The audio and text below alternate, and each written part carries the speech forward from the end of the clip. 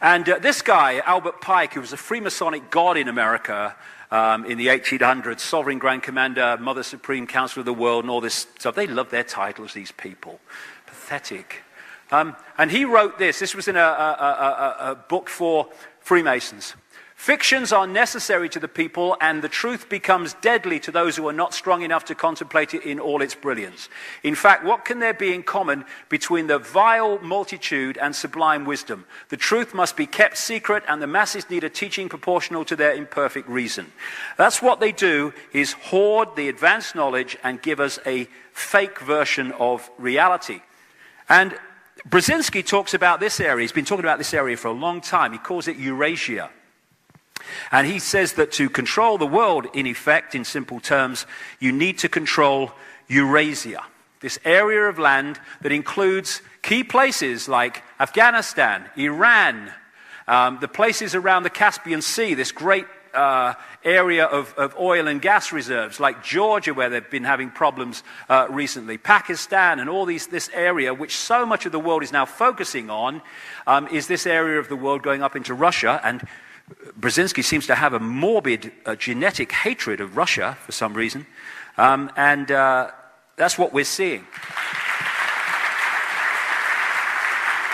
Because there are plans to use Israel and use the Jewish people in Israel to manifest a massive conflict which will lead to a third world war, which is what these guys are after.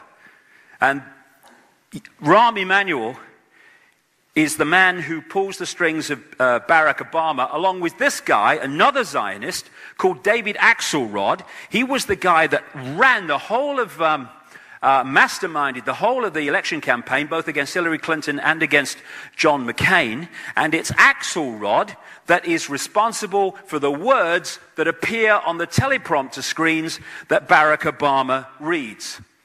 And he reads them so robot-like in terms of not having a thought in his head, that last week, maybe 10 days ago, he thanked himself for inviting everybody to a reception because someone else's speech was on the teleprompter instead of his by mistake.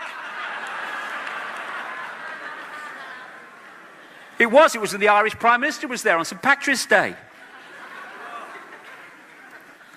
There, people are starting to call him the teleprompter president. It's so bloody obvious. That's why he never looks ahead.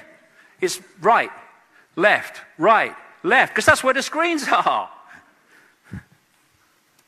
Hello, Barack, over here. Sorry, I'm reading. And this is why you're getting the policy of Obama saying Palestinian refugees belong to their own state and do not have a literal right to return to Israel. He's talking about the people who fled, 800,000 of them, at the time of the bombing Israel into existence in 1948, and have never allowed to come back to their own land. People forget about this. White phosphorus, pepper bombing, the most crowded piece of land on the planet, the Gaza Strip. We don't target civilians, we just bomb where they live. Unbelievable. We're just protecting ourselves. No, it's a slaughter. And now I'm hearing, there's a lot of anti-Israeli sentiment. Do you know something? I have a way around that. Stop slaughtering innocent people from the sky, okay? End of story. And it'll go away. And this is important. This is important for what's planned to come. We now have a situation in Israel where the extreme of the extreme has taken the reins of power. Benjamin Netanyahu, he's talked about, these are his words summarized, he wants a violent reoccupation of Gaza to liquidate its elected government. And he pledges to thwart the Iranian threat once and for all. He's now got this guy, Lieberman, as his foreign minister, and this man's so far right, he topples over, right? And he's got Barak as the defense minister in this new government, and he was defense minister that oversaw the pepper bombing of the Gaza Strip. And this is Martin van Creveld. He's a well-known historian in Israel, and this is what he said publicly. We possess several hundred atomic warheads and rockets and can launch them at targets in all directions, perhaps even at Rome. Most European capitals are targets for our Air Force. We have the capability to take the world down with us, and I can assure you that that will happen before Israel goes under. They have a policy of not saying if they've got nuclear weapons or they haven't. They just don't talk about it. And a guy called Mordecai Vanunu, a wonderful Israeli man, went to jail for, I think it was 18 years, for exposing the fact publicly that they did have nuclear weapons. And now we've got this thing, oh, Iran's going to have nuclear weapons. What? The idea, and we're seeing it almost complete now, from the start was to drive out the Palestinian people, not be at one with them, not share power with them, not share the land with them. The green bits are Palestinian land over the period of time up to the year 2000, and it's gone on since then. As illegal settlements are put in Palestinian land, and one of the people that lives in an illegal settlement is Lieberman. As an Australian newspaper said this week, he must be the only foreign minister in the world who doesn't actually live within the borders of his own country.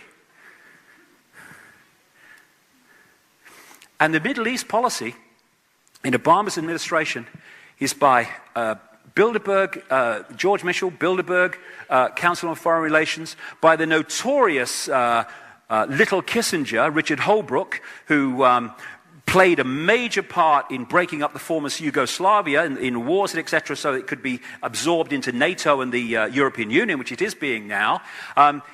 He's Bilderberg Group, Council on Foreign Relations, Trilateral Commission. He's now in charge of Pakistan-Afghanistan policy. And this man, who is an arch-Zionist called Dennis Ross, he's now in charge of Iran policy.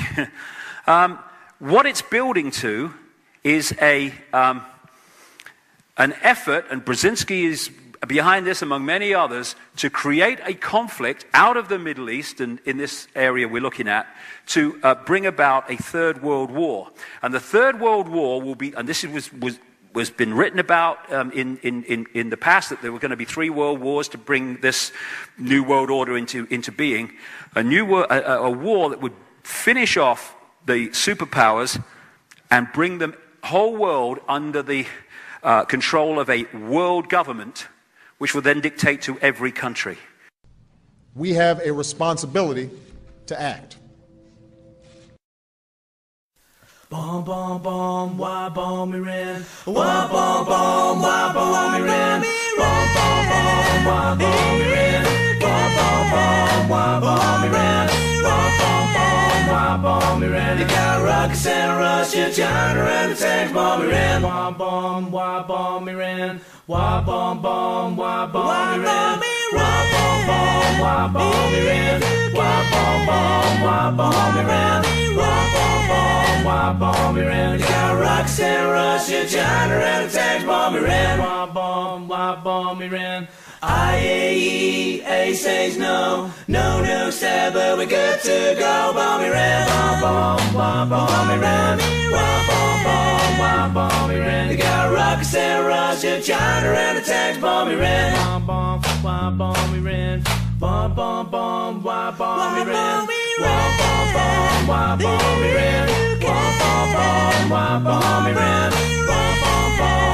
bomb Iran. They got rockets and Russia, China, and the tanks bomb Iran. Why bomb Iran? Netanyahu says it's all for you. Bomb Iran, bomb Iran, bomb Iran. They got rockets and Russia, China, and the tanks bomb Iran. Bomb Iran. World War III, Albert Pike says it's meant to be. Bomb Iran, bomb Iran, bomb Iran. They got rockets and Russia, China, and the tanks bomb Iran. Bomb Iran. They got rockets and Russia, China, and the tanks bomb Iran. Bomb Iran.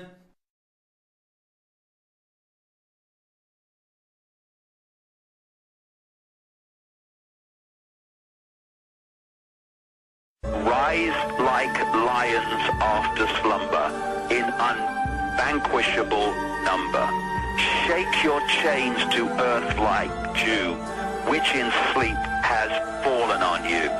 Ye are many, they are few. When we figure that out, there goes their way of life.